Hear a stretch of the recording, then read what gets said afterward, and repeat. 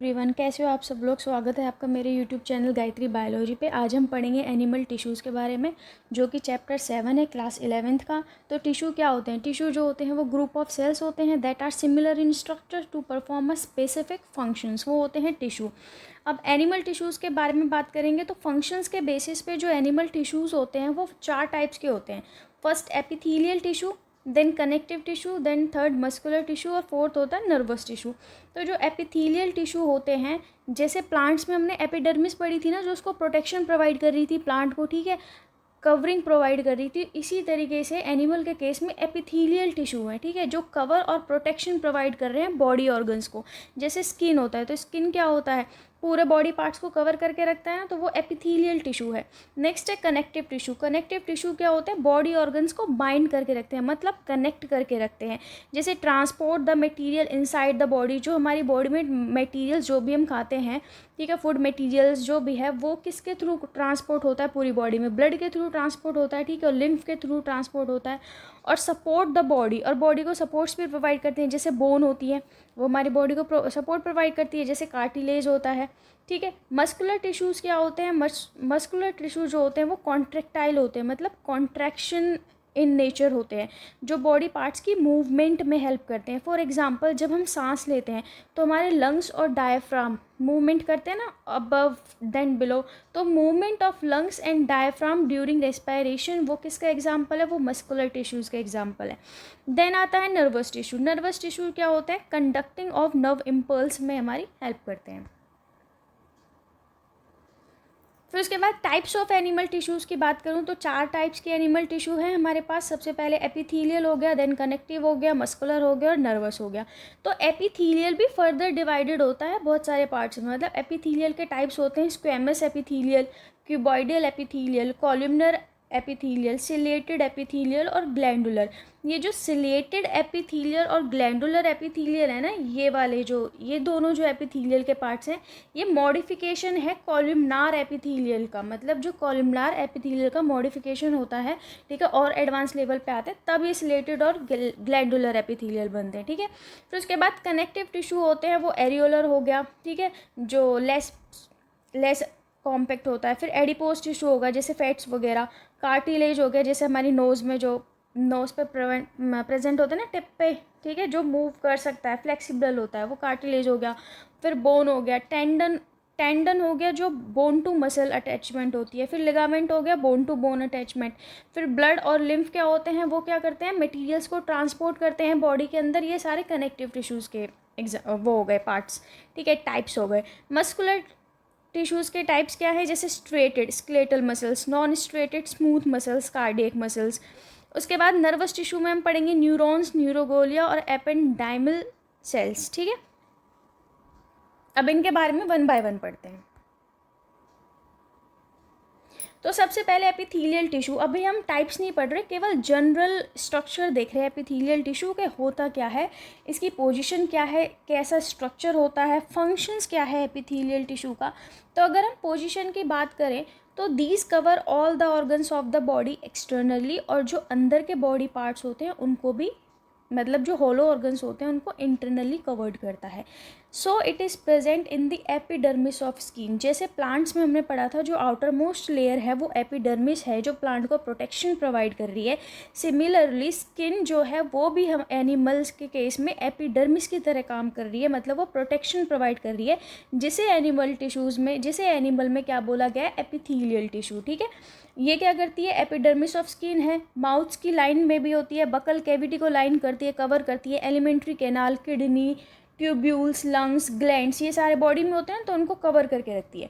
General structure की बात करूँ तो सेल्स जो होते हैं ना, क्योंकि टिश्यू किससे बने होते हैं? सेल से बने होते हैं, ग्रुप ऑफ सेल्स है। तो इन टिश्यू में क्या होती है? जो सेल्स होती है वो अरेंज होती है वन और मोर लेयर। अगर एक लेयर में अरेंज है तो उसको हम बोलेंगे सिंपल एपिथेलियल टिश्यू।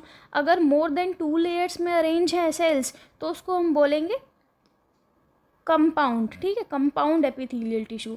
तो दीज आर कॉम्पैक्टली अरेंज। जो एपिथेलियल टिश्यू में सेल्स होती है ना, वो बहुत कॉम्पैक्ट अरेंज होती है, बहुत टाइट अरेंज होती हैं। टाइट अरेंज होती है तो उसमें इंटरसेलुलर स्पेस नहीं होता है, और स्मॉल अमाउंट ऑफ मैट्रिक्स होता है, जिससे वो कंटिन्यूस शीट फॉर्म कर लेती हैं। The cells are held together by junctions, ठीक है। ये सेल्स एक दूसरे से जुड़ी होती है बाय जंक्शंस के through.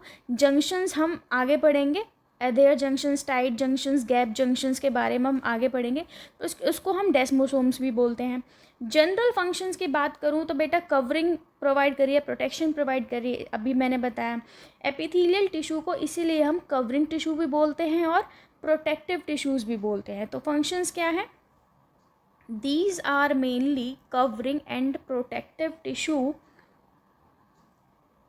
These also act as a barrier between different body organs. Specific functions क्या है एपिथेलियल टिश्यू का? वो हम मतलब स्पेसिफिक टाइप्स ऑफ सेल्स होती है एपिथेलियल टिश्यू में, और हर सेल्स का स्पेसिफिक टाइप ऑफ फंक्शंस होता है, ठीक है। जैसे हम स्क्वेमस के बारे में पढ़ेंगे, फिर हम कॉलमनर के बारे में पढ़ेंगे, देन हम सिलेटेड के बारे में पढ़ेंगे, ग्लैंडुलर के बारे में पढ़ेंगे। तो ये सारे एपिथेलियल टिश्यू के ही पार्ट्स हैं और अलग अलग डिफरेंट टाइप्स हैं, तो डिफरेंट ही फंक्शंस होंगे सबके। तो 2 टाइप्स के एपिथेलियल टिश्यू होते हैं। नंबर ऑफ लेयर्स के बेसिस पे हमने डिफ्रेंशिएट किया है 2 types of tissue, epithelial tissue को। तो फर्स्ट होगा simple epithelial tissue. Simple epithelial tissue जो यूनिलैमिनार है, मतलब सिंगल लेयर ऑफ सेल्स है जिसमें, ठीक है, वो क्या होगा? Simple epithelial tissue. तो सिंपल एपिथेलियल टिश्यू जो है वो फर्दर डिवाइडेड होते हैं। फर्स्ट है स्क्वेमस एपिथेलियल टिश्यू। स्क्वेमस का मतलब क्या होता है? स्क्वेमस एपिथेलियल टिश्यू में अगर हम बात करें तो ये टिश्यूज़ जो होती हैं उसकी जो सेल्स होती हैं वो बेटा फ्लैट होती हैं, थिन होती हैं और डिस्कॉइडल शेप होती है। डिस्कॉइडल मतलब फ्लैट सर्कुलर शेप्ड जो स्ट्रक्चर होती है, लाइक ये सर्कुलर है इस तरीके से और ये फ्लैट होती है, ठीक है, इस तरीके से फ्लैट सर्कुलर लाइक स्ट्रक्चर, उसको हम डिस्कॉइडल शेप बोलते हैं। पॉलीगनल शेप होती है ऐसे, जैसे पॉलीगन होता है ना, इस तरीके से, ठीक है। Which fit like the tiles in a floor, जैसे फ्लोर्स पे टाइल्स फिट होती है ना, उसी तरीके से ये सेल्स जो होती हैं टिश्यू में फिट होती हैं। So it is thinnest tissue. Position और फंक्शंस की बात करूँ तो ये एयर सेक्स में प्रेजेंट होता है। एल्वियोली पढ़ी है जब हम रेस्पिरेशन में पढ़ते हैं ना, एयर सेक्स एल्वियोली, तो उसमें उस पर जो एपिथेलियल टिश्यू प्रेजेंट होता है वो स्क्वेमस एपिथेलियल टिश्यू होता है, which is the type of simple epithelial tissue. तो एल्वियोली क्या करती हैं? एक्सचेंज ऑफ गैसेस में हेल्प करती हैं। उसके बाद बोमन कैप्सूल पढ़ेंगे हम। जब हम एक्सक्रीशन पढ़ेंगे ना तो उसमें हम नेफ्रॉन्स ऑफ किडनी के बारे में पढ़ेंगे, फिर उसके हम नेफ्रॉन्स के बारे में पढ़ेंगे। तो हम उसमें पढ़ेंगे बोमन कैप्सूल के बारे में, पीसीटी प्रॉक्सिमल कन्वोल्यूटेड ट्यूब्यूल के बारे में, डीसीटी डिस्टल कन्वोल्यूटेड ट्यूब्यूल्स के बारे में, ये हम एक्सक्रीशन वाले चैप्टर में पढ़ेंगे। तो it is found in air sacs alveoli of lungs, जो एक्सचेंज ऑफ गैसेज में हेल्प करता है। बाउमन कैप्सूल, ठीक है, नेफ्रॉन्स ऑफ किडनी जो क्या हेल्प करती है? अल्ट्रा फिल्ट्रेशन में हेल्प करती है, और ब्लड कैपिलरीज और ब्लड वेसल्स में पाया जाता है। Exchange of material between body cells और blood, it also lines the mouth, esophagus और सीलोम को ये कवर करके रखता है। नेक्स्ट, क्यूबॉइडल एपिथेलियल टिश्यू के बारे में बात करूँ तो स्ट्रक्चर की बात करूँ तो बेटा सिंपल एपिथेलियल टिश्यू का टाइप है, तो सिंपल ही सिंगल लेयर ऑफ सेल्स ही होंगी। और क्यूबॉइडल जैसा कि नेम से इंडिकेट है, क्यूबॉइडल मतलब क्यूब शेप जो सेल्स होती हैं।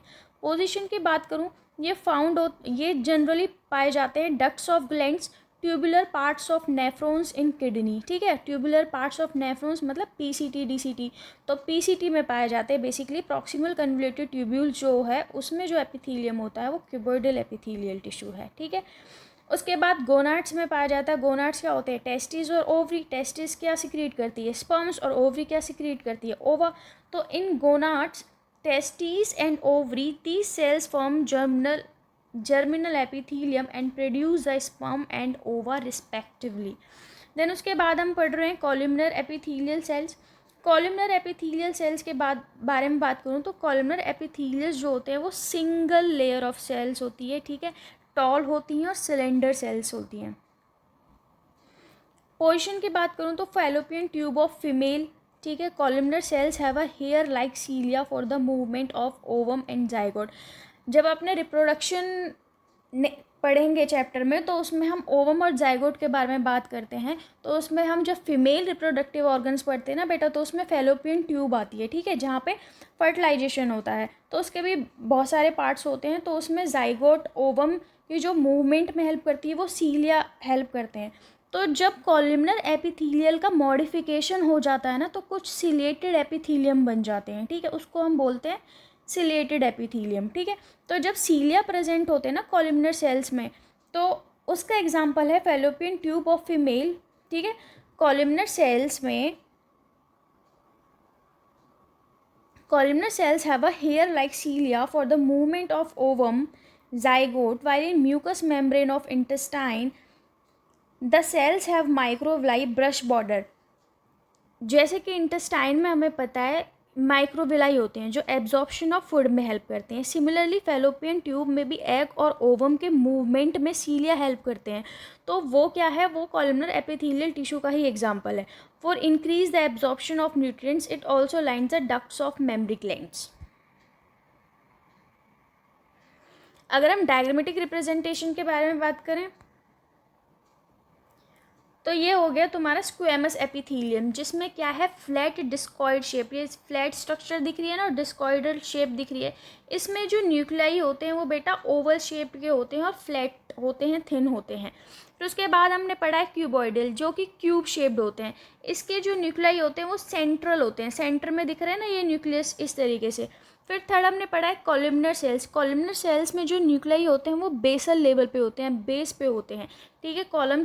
ये टॉल शेप्ड सेल्स होती हैं, टॉल है, ठीक है। इनके जो न्यूक्लियाई हैं वो बेस पे प्रेजेंट होते हैं, ठीक है, बॉटम पे बेस पे प्रेजेंट होते हैं।